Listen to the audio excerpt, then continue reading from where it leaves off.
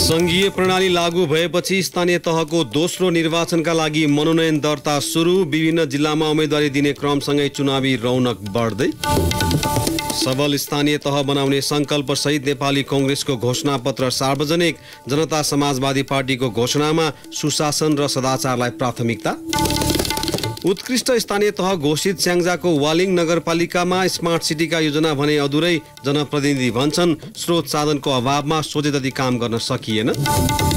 दक्षिणी नाइजेरियामा अवैध रूपमा सञ्चालित तेल प्रशोधन केन्द्रमा विस्फोट हुँदा कम्तीमा 100 जनाको मृत्यु। र सी डिभिजन फुटबल लिगको पहिलो चरण सकियो। 7 क्लबले खोले अङ्कको खाता। कुनै पनि खेल बराबरीमा टुङ्गिएनन्।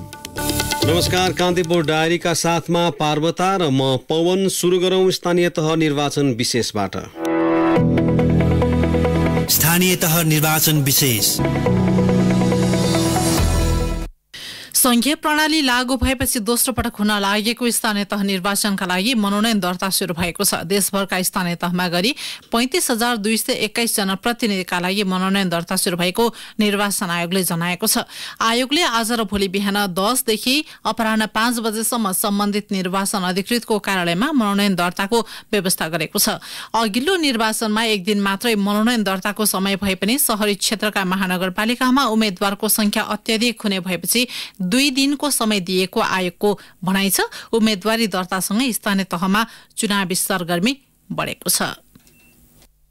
मुख्य दलहरू मनोनयन दर्ताको पहिलो दिन अबेरसम्म उम्मेद्वारको चयनको कसरतमा जुटिरहेका बेला आइतबार धेरैजसो जिल्लामा स्वतन्त्र र साना दलका नेताहरू सुरुमै मनोनयन दर्ता गर्न निर्वाचन अधिकृतको कार्यालयमा पुगेको विवरणहरू प्राप्त भएका छन्। काठमाडौँ उपत्यका सहित विभिन्न जिल्लामा उल्लेख्य मात्रामा स्वतन्त्र उम्मेदवारी परेको देखिएको छ। स्वतन्त्र उम्मेदवारी दिने मध्येका एक हुन् राजन कोइराला। काठमाडौँको नागार्जुन नगरपालिकामा मेयर पदका लागि उम्मेदवारी दिएका कोइरालाले सञ्चारकर्मीलाई प्रतिक्रिया दिँदै भने, पहिलोचोटि म घरमा नै भत्ता पुर्याउन जान्छु भन्ने मैले आफ्नो अवधारणा पनि ल्याएको छु। बालबालिकाको लागि गुणस्तरीय व्यवहारिक शिक्षा, युवाहरूको लागि खेल मैदान लगायतका विभिन्न कुराहरू र सबभन्दा धेरै चाहिँ स्थानीय रोजगारी र उद्यमशीलता र उहाँलाई कसरी हामीले सपोर्ट गर्न सक्छौँ, भोलिका दिनमा उहाँहरूको उद्यमशीलतामा राम्रो हुनु पर्यो भन्ने अवधारणा हो। त्यसैगरी बुढाबुढीहरूलाई हामीले अथवा जति हजुरबुवा हजुरआमा हुनुहुन्छ, बुवा आमा हुनुहुन्छ, उहाँहरूलाई एउटा स्वास्थ्य बिमाको कुराहरू हामीले गर्न सक्छौँ। मुलुकका 753 स्थानीय तहका जनप्रतिनिधि चयन गर्ने निर्वाचनमा भाग लिन 79 वटा दल निर्वाचन आयोगमा दर्ता छन्। त्यति मात्र होइन, केही महिनादेखि चुनाव लड्ने घोषणा गरेका स्वतन्त्र उम्मेद्वारको संख्या विगतमा भन्दा बढी हुन सक्ने अनुमान गरिएको छ। स्वतन्त्र उम्मेदवारी दिनेहरूले अहिलेका राजनीतिक शक्तिहरू भन्दा पृथक रहेर काम गर्ने बाचा गरेका छन्। काठमाडौँ महानगरपालिकाको मेयरमा उम्मेदवारी दिएका बालेन शाह भन्दै थिए, मेयरको उम्मेदवार भनेर भन्दा पनि एउटा युथहरूमा चाहिँ एउटा पोलिटिक्स प्रतिको एकदमै हेट्रेड छ, एकदमै घृणा गर्छन्। पोलिटिक्स भनेको त के हो, बच्चा बिग्रियो भने बाबुआमाले गाली गर्दा पनि बिग्रियो भने यो त नेता बन्छ कि क्या हो भन्ने जुन सोचाइलाई चाहिँ परिवर्तन गर्नलाई के गर्नुपर्छ भनेर हामीले कलेजेसहरूमा चाहिँ के भन्यौँ भन्दाखेरि एउटा सक्षम पढे लेखेर एकदमै विद्वान भएपछि अथवा विज्ञ भएपछि चाहिँ पोलिटिक्समा लाग्ने चिज हो। मनोनयन दर्ता गर्ने क्रममा ललितपुरमा पनि उस्तै खालको उत्साह देखिएको थियो। त्यहाँ पनि राप्रपा लगायत दलका नेताहरू मनोनयन दर्ताका लागि लाइनबद्ध देखिन्थे। ठूला दलका स्थानीय नेताहरू उम्मेद्वारको चयनको पर्खाइमा रहँदा ललितपुर महानगरको मेयरका लागि उम्मेदवारी दिएका राप्रपाका नेता अष्ट महर्जनले भने, विकासको नाममा विनाश भइरहेको यसलाई रोकथाम गर्ने, भ्रष्टाचार उन्मूलन गर्ने, जनताको माग सम्बोधन गर्ने, समृद्धिको लागि हामी चाहिँ मुख्य चाहिँ लक्ष्य त्यही हो। अघिल्लो पटक एक दिन मात्र मनोनयन दर्ता गर्ने व्यवस्था भएकोमा यसपटक 2 दिनको समय तोकिएकाले ढिलो गरी उम्मेदवारी दिने सुविधा प्राप्त भएको छ। सोमबार अपराह्न 5 बजेसम्म मनोनयन दर्ता भएपछि देशभरका उम्मेदवारको अन्तिम सूची तयार हुने निर्वाचन आयोगको भनाइ छ। पहिलो दिन आइतबार उम्मेदवारी दिने मध्ये ललितपुरका नरसिंह बेन्जनकारको चर्चा चुनावी रौनकसँग जोडिएको छ। 2029 सालदेखि स्वतन्त्र रूपमा चुनावमा उठेर जनप्रतिनिधिका रूपमा काम गर्दै आएका 81 वर्षीय बेन्जनकारले ललितपुर महानगरपालिका वडा नम्बर 10 बाट अध्यक्षको पदका लागि उम्मेदवारी दिएका छन्। उनी भन्छन्, काठमाडौँ ललितपुर जाँदाखेरि नाक ठुलेर जानुपर्ने छ नि है, त्यो बागमतीको दुर्दशा हेर्नुहोस्, त्यो म 10 वर्षको लागिरहेको अब यो पनि अहिले अब चाहिँ यो चुनाव छिटेपछि यो भुट्यो भने गरेर भन्ने आन्दोलन गरेरै काम सुरु गराउँथ्यो। बाटो खराकिलो गर्ने बाँकी छ, ढल बनाउने बाँकी छ, पिच गर्ने बाँकी छ। उम्मेदवारी दर्ताका लागि निर्वाचन अधिकृतको कार्यालयले वडाका लागि छुट्टै तथा नगरपालिका प्रमुख र उपप्रमुखका लागि छुट्टै काउन्टर स्थापना गरेको छ। केही मिनेटको अन्तरालमै उम्मेदवारी दर्ता गर्न मिल्ने गरी व्यवस्थापन गरिएको निर्वाचन अधिकृतहरू बताउँछन्। काठमाडौँ महानगरपालिकाका मुख्य निर्वाचन अधिकृत राजु कुमार खतिवडाले भने, ऐन नियम र निर्देशिकाले निर्देश गरे बमोजिमको कागज छ कि छैन भनेर हामी अहिले नै हेर्छौं। अहिले हेरेर तोकिएको बमोजिमको कागजपत्र भए मात्रै दर्ता हुने हो। विभिन्न एजेन्डा लिएर मनोनयन दर्ता गराएका उम्मेद्वार बारे कुनै उजुरी परेमा छानबिन गरी निर्वाचन आयोगले आगामी शनिबार अन्तिम नावली प्रकाशन गरेपछि उम्मेद्वारहरू जनताको घर दैलोमा पुग्ने क्रमले तीव्रता पाउनेछ। लोकतान्त्रिक अभ्यासको दृष्टिले बढी भन्दा बढी उम्मेदवारी पर्दा मतदातालाई नयाँ र राम्रो अवसर चयन गर्ने मौका मिल्ने ठानिएको छ। रेडियो कान्तिपुरका लागि रमेश दुलाल। नेपाली कांग्रेसले स्थानीय तहको निर्वाचनका लागि घोषणा पत्र सार्वजनिक गरेको छ। सबल स्थानीय सरकार, समुन्नत गाउँ, समुन्नत नगर भन्ने नाराका साथ नेपाली कांग्रेसले ललितपुरको सानेपा स्थित पार्टी कार्यालयबाट संकल्प पत्र जारी गरेको हो। सभापति एवं प्रधानमन्त्री शेरबहादुर देउबा, वरिष्ठ नेता रामचन्द्र पौडेल, उपसभापति द्वय पूर्णबहादुर खड्का र धनराज गुरुङ, महामन्त्री द्वय गगन थापा र विश्वप्रकाश शर्माले संयुक्त रूपमा स्थानीय घोषणा पत्र सार्वजनिक गर्नुभएको हो। घोषणा पत्रमा कांग्रेसले 2074 को निर्वाचनपछि घटनाक्रम, नेकपा नेतृत्वको तत्कालीन सरकारका विवादास्पद निर्णय र अनियमितता, प्रतिनिधि सभा विघटनपछि उत्पन्न राजनीतिक संकट तथा प्रतिपक्षको रूपमा आफूले निभाएको भूमिका लगायतका विषयलाई समेटेको छ। घोषणा पत्रमा आगामी 10 वर्षमा समुन्नत नेपालको राष्ट्रिय संकल्प र मार्गचित्र समेटिएको कांग्रेसले जनाएको छ। 88 पृष्ठको घोषणा पत्र मार्फत कांग्रेसले समुन्नत नेपालको प्रष्ट मार्गचित्र प्रस्तुत गरेको महामन्त्री गगन थापाले बताउनुभयो। विगतमा सरकारको नेतृत्व गर्दा वा प्रतिपक्षको भूमिकामा भएका त्रुटि कमजोरीप्रति क्षमा माग्दै दोहोरिन नदिने कांग्रेसले प्रतिबद्धता जाहेर गरेको छ। त्यस्तै कांग्रेसले घोषणापत्रमा एमाले सर्वोच्च अदालतको आदेशबाट जन्मिएको पार्टी भएको उल्लेख गरेको छ। संविधानको रक्षा र संस्थागत विकास गर्दै हासिल गरेका ऐतिहासिक उपलब्धिलाई जोगाएर देशलाई अगाडि बढाउने विषयमा नेपाली कांग्रेस प्रष्ट रहेको पनि उल्लेख छ। यस्तै कांग्रेसले शिक्षा, स्वास्थ्य, भाषा, संस्कृति, कला, खेलकुदलाई पनि प्राथमिकता दिँदै घोषणापत्र सार्वजनिक गरेको हो। यसैबीच नेपाली कांग्रेसले गाउँ गाउँमा स्वास्थ्य सेवा र जनशक्ति पुर्याउने जनाएको छ। त्यस्तै जनता केन्द्रित स्वास्थ्य प्रणालीको विकास र विस्तार गर्ने प्रतिबद्धता जनाएको छ। सबै नागरिकलाई विश्वासिलो, गुणस्तरीय र सहज स्वास्थ्य सेवा उपलब्ध गराउन, बढ्दो नसर्ने रोगको भार न्यून गर्न, स्वास्थ्यमा जनताको खल्तीबाट हुने खर्च कम गर्न, संविधान र दिगो विकासका लक्ष्य अनुसार स्वास्थ्य सेवामा नागरिकको सहज पहुँच कायम गर्ने योजना अघि सारिएको छ। नेपाली कांग्रेसले अबको दशकमा शिक्षा क्षेत्रमा व्यापक सुधार गर्दै सबैलाई गुणस्तरीय शिक्षा दिलाउने प्रमुख लक्ष्य रहेको जनाएको छ। विद्यालयमा उपस्थिति दर उत्साहजनक देखिए पनि 20 मै पढाइ छाड्ने विद्यार्थीलाई विद्यालयमा फर्काउने लगायत योजना कांग्रेसले अघि सारेको छ। यस्तै जनता समाजवादी पार्टी जसपाले स्थानीय तह चुनावका लागि घोषणापत्र सार्वजनिक गरेको छ। पहिचान, संघीयता, सुशासन र सदाचार भन्ने नाराका साथ जसपाले घोषणापत्र सार्वजनिक गरेको हो। नेता अशोक राईले संघ, प्रदेश र स्थानीय तहबीच सुमधुर सम्बन्धको विकास गर्दै जनअपेक्षा अनुसार कामका लागि ध्यान जानुपर्ने बताउनुभयो।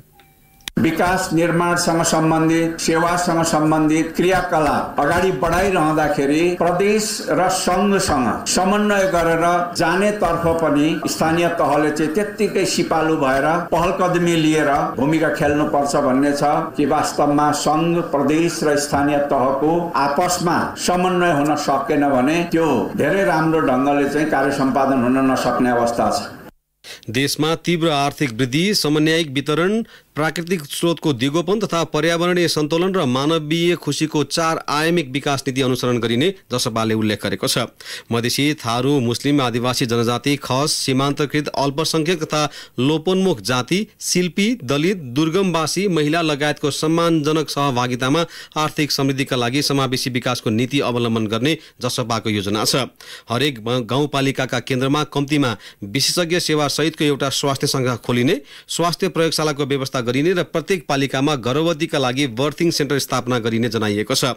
जसपाले घोषणापत्र सार्वजनिक गर्दै नगरभित्र चल्ने यातायात सेवामा विद्यार्थीलाई 50% छुटको व्यवस्था गरिने समेत जनाएको छ।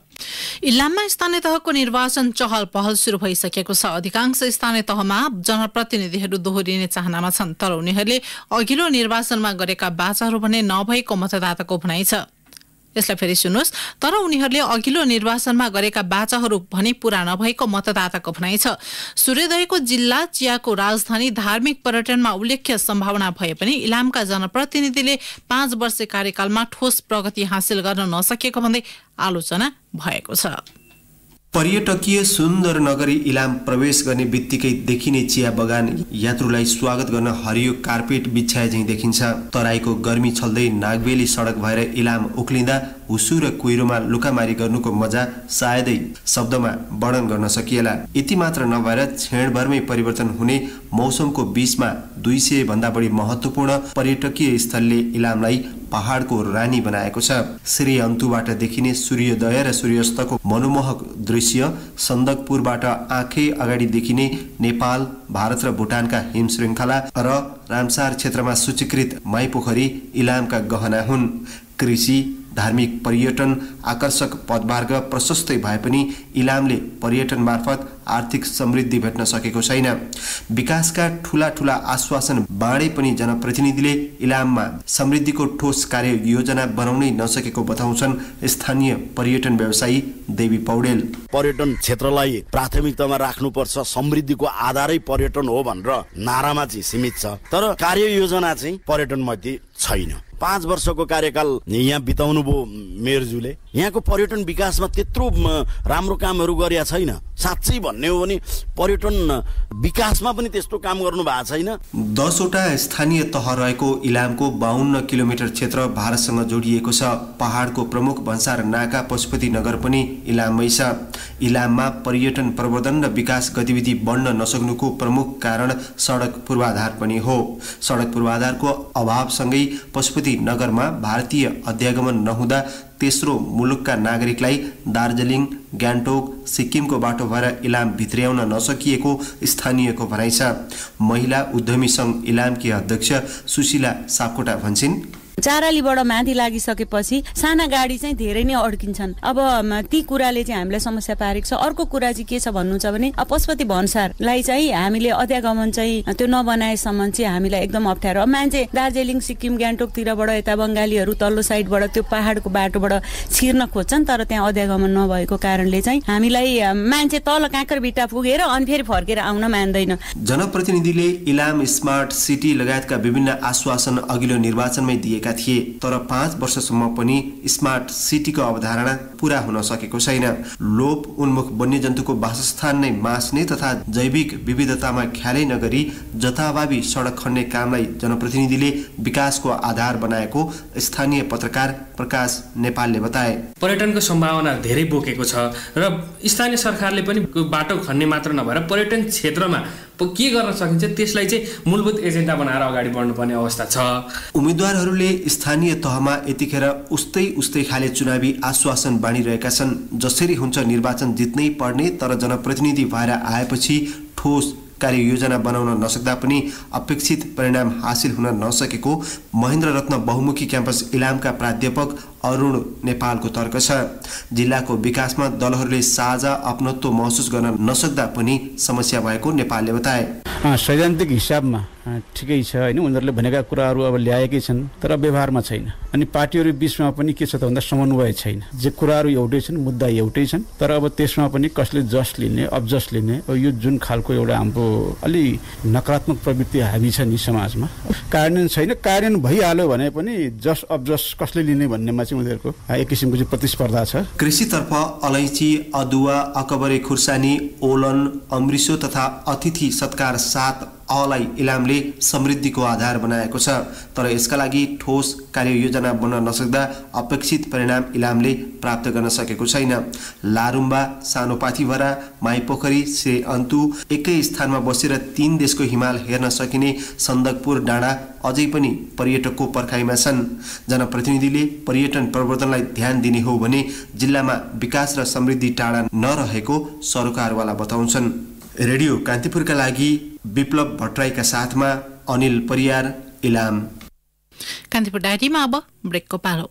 अब बाँकी प्रसङ्ग। कैलालीको कैलाली गाउँपालिकाको रामपुर स्थित मुक्त कमैया बस्तीमा आगलागी हुँदा झण्डै 60 घरहरू जलेर नष्ट भएका छन्। अधिकांश घरहरू काठ र परालको छानो हालेर बनाइएकाले पूर्ण रूपमा जलेर नष्ट भएको जिल्ला प्रहरी कार्यालयका प्रमुख एसपी सोमेन्द्र सिंह राठौरले बताउनुभयो। उहाँका अनुसार आज अपराह्न करिब 2 बजेबाट सुरु भएको आगो निभाउने प्रयास अझै जारी छ। धनगढी उपमहानगर, टिकापुर, भजनी लगायत स्थानीय तहबाट 4 वटा दमकल ल्याएर आगो निभाउने प्रयास भइरहेको प्रहरीले जनाएको छ। आगलागीबाट अहिलेसम्म कुनै मानवीय क्षति नभए पनि घर, लत्ता, कपडा तथा अन्न जलेर नष्ट भएको छ। सो बस्तीमा सरकारबाट लाल पूर्जा पाएका मुक्त कमैयाहरू बस्दै आएका छन्।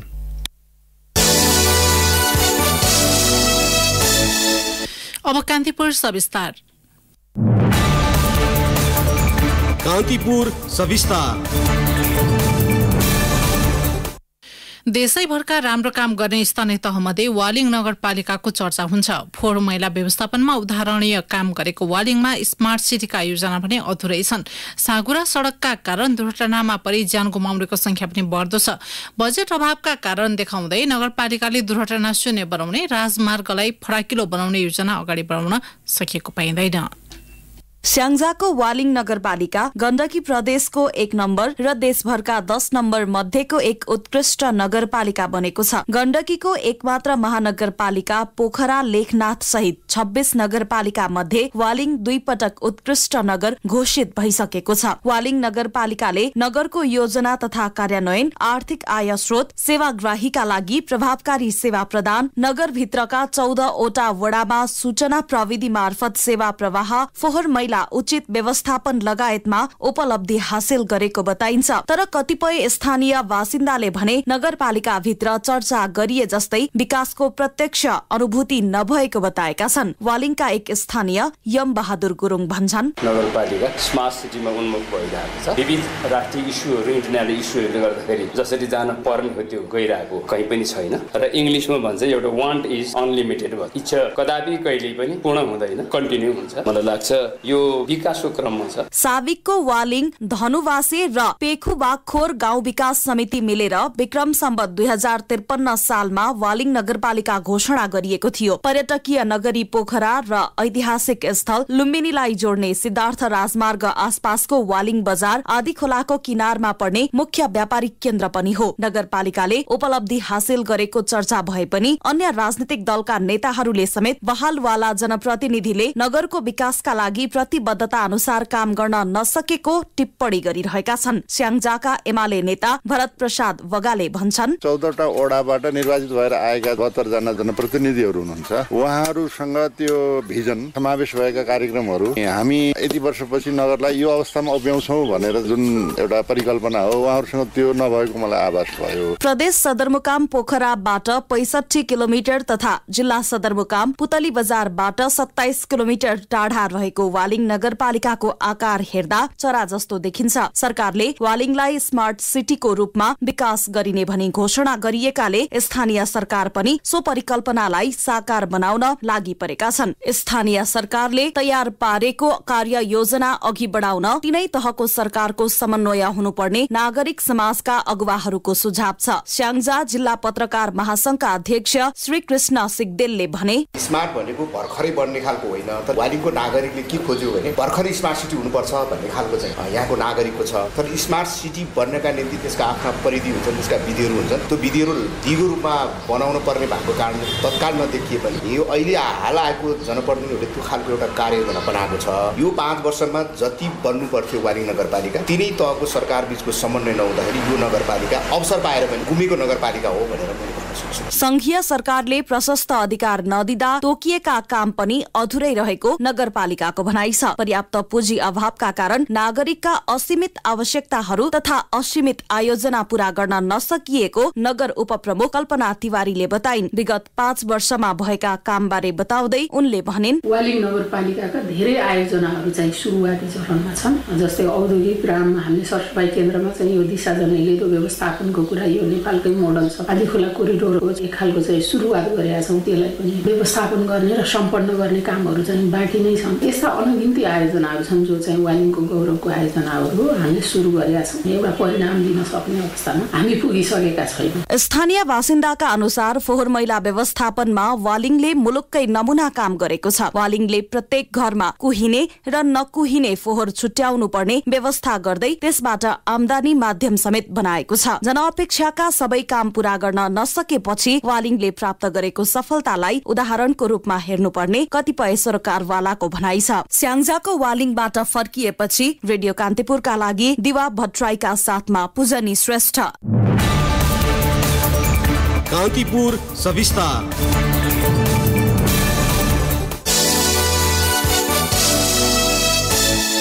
नेपाली कांग्रेसले महानगरपालिकाका प्रमुख र उपप्रमुख पदको उम्मेद्वार छान्ने जिम्मा सभापति शेरबहादुर देउवालाई दिएको छ। केन्द्रीय संसदीय समितिको आज बसेको बैठकले 6 वटा महानगरपालिकाका प्रमुख र उपप्रमुख पदमा पार्टीको उम्मेद्वार छान्ने जिम्मा सभापति देउवालाई दिएको हो। संसदीय समितिको बैठकले उम्मेद्वार छान्ने जिम्मा सभापति देउवालाई दिएको जानकारी सहमहामन्त्री जीवन परियारले दिनुभयो। विधान अनुसार संसदीय समितिले उम्मेद्वारको टुङ्गो लगाएर केन्द्रीय समितिबाट अनुमोदन गराउनु पर्ने व्यवस्था छ। उम्मेद्वार चयनबारे पार्टीभित्र सर्वसम्मत नहुने भएपछि संसदीय समितिले सभापति देउवालाई अधिकार दिएको बताएको छ। सत्ता गठबन्धन दलहरूबीच चुनावी तालमेल हुँदा कांग्रेसले काठमाडौँ, ललितपुर र विराटनगरको प्रमुख तथा भरतपुर, वीरगञ्ज र पोखरा महानगरपालिकाको उपप्रमुख पद पाएको छ।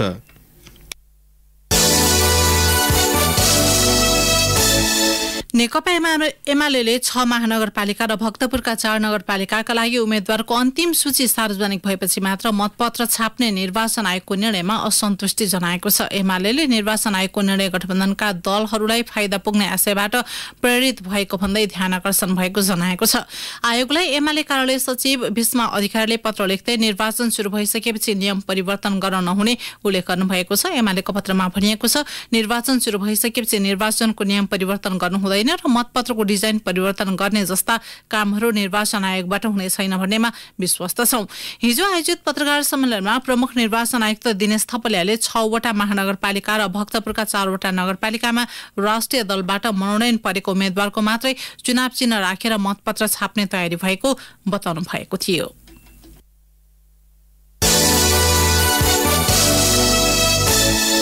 पछिल्लो पटक नेपालमा थप 13 जनामा कोरोना संक्रमण पुष्टि भएको छ। स्वास्थ्य तथा जनसंख्या मन्त्रालयका अनुसार कुल 4255 नमुना परीक्षण गरिएकोमा सो संख्यामा कोरोना संक्रमण पुष्टि भएको हो। सोही अवधिमा 25 जना संक्रमण मुक्त भएका छन्। मन्त्रालयका अनुसार नेपालमा हाल 269 जना सक्रिय संक्रमित छन्। कान्तिपुर डायरीमा पुनः ब्रेकको पालो। अब आर्थिक प्रसंग। नेपाल विद्युत प्राधिकरणले प्रसारण लाइनको अभावमा विद्युत खेर जान नदिन पहल सुरु गरेको बताएको छ। प्राधिकरणको उच्च व्यवस्थापनले लमजुङका दोर्दी र गादी खुलामा निर्माणाधीन जलविद्युत आयोजना सहित विद्युत प्रवाहका लागि निर्माण गर्दै गरेको प्रसारण लाइनको स्थलगत निरीक्षण गर्दै प्रसारण लाइनको अभावमा विद्युत खेर जान सक्ने अवस्था नआउने बताएको हो। प्राधिकरणका कार्यकारी निर्देशक कुलमान घिसिङले विद्युत खेर जान नदिन हाल निर्माण सम्पन्न भएका आयोजनालाई यथाशक्य छिटो प्रसारण लाइनमा जोडिने बताउनुभयो। प्राधिकरणको टोलीले लमजुङमा निर्माणाधीन दोर्दी करिडोर, 132 केबी प्रसारण लाइन, न्यादी हाइड्रो पावर, दोर्दी खोला लगायतका जलविद्युत आयोजनाको निरीक्षण गरेको हो। श्रम, रोजगार तथा सामाजिक सुरक्षा मन्त्री कृष्णकुमार श्रेष्ठले खाडी मुलुक र मलेसियामा समस्यामा परेका नेपालीलाई संरक्षण गरी स्वदेश फर्काउन सरकारले पहल गरिरहेको बताउनु भएको छ। मलेसियाबाट उद्धार गरेर स्वदेश फर्काइएका श्रमिकसँग भेट्दै मन्त्री श्रेष्ठले सरकारले अलपत्र कामदारको उद्धार सहित उनीहरूको अधिकार उच्च प्राथमिकतामा राखेको बताउनुभयो। मलेसियामा लामो समय गैर कानूनी हैसियतमा बसेका, तलब भुक्तानी नपाएका, रोजगारीबाट निष्कासित गरिएका र जेलमा रहेका गरी 10 जना श्रमिकलाई उद्धार गरी काठमाडौँ स्थित एक आवास गृहमा राखिएको छ। मन्त्री श्रेष्ठले उनीहरूको समस्याबारे जानकारी लिँदै स्वदेशमै पुनर्स्थापनाका लागि पहल गर्ने आश्वासन दिनुभयो। अब अन्तर्राष्ट्रिय प्रसंग। दक्षिणी नाइजेरियाको इमो राज्यमा अवैध रूपमा सञ्चालित तेल प्रशोधन केन्द्रमा विस्फोट हुँदा कम्तीमा 100 जनाको मृत्यु भएको छ। कैयौं कामदार घाइते भएका छन्। विस्फोटका समय सो केन्द्रमा कति कामदारले काम गरिरहेका थिए भन्ने यकिन नहुँदा घटनामा भएको हताहतीबारे यकिन हुन नसकेको स्थानीय अधिकारीलाई उद्धृत गर्दै बीबीसीले जनाएको छ। पछिल्लो समय चरम गरिबी र बेरोजगारीका कारण दक्षिणी नाइजेरियामा अवैध खनिज तेलको प्रशोधन केन्द्र बढ्दै गएका छन्। पर्याप्त सुरक्षा बिना प्रशोधन केन्द्र सञ्चालन गर्दा विस्फोटका घटना समेत बढिरहेको बीबीसीले जनाएको छ। अब खेल प्रसंग। शहीद स्मारक सी डिभिजन लीग फुटबल अन्तर्गत पहिलो चरणका खेलहरू आज सकिएका छन्। ललितपुरको साधो बाटो स्थित एन्फा मैदानमा आज भएको पहिलो खेलमा समाज कल्याण खेलकुद केन्द्रलाई 4-2 गोल अन्तरले हराउँदै झापाले सुखद सुरुवात गरेको छ। झापाको जितमा विशाल खवासले ह्याट्रिक गरे, सन्तोष लावतीले 1 गोल थपे। समाजका राकेश विश्वकर्मा र शरद राईले 1-1 गोल गरे। जितसँगै झापाले 3 अङ्क जोडेको छ। यस्तै आज भएका अन्य खेलमा खालीबारी युथ फुटबल क्लब र स्पोर्ट्स एकाडेमी साङ्गाले 2-2 को बराबर खेल्दै अङ्क बाँडेका छन्। पहिलो चरण को खेल सकिँदा 7 क्लबले विजय सुरुवात गरेका छन्।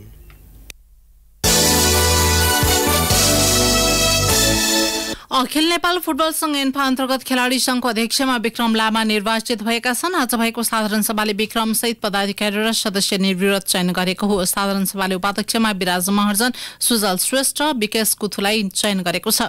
यस्तै सदस्यहरूमा रञ्जित हिमाल, अनन्त तामाङ, विशाल राई, विमल घरती मगर, सरोज दाहाल, रोहित चन्द्र, विशाल श्रेष्ठ चयन भएका छन्। नवनिर्वाचित अध्यक्ष विक्रमले खेलाडीहरूको हक हितका लागि संघ सक्रिय रहने बताएका छन्।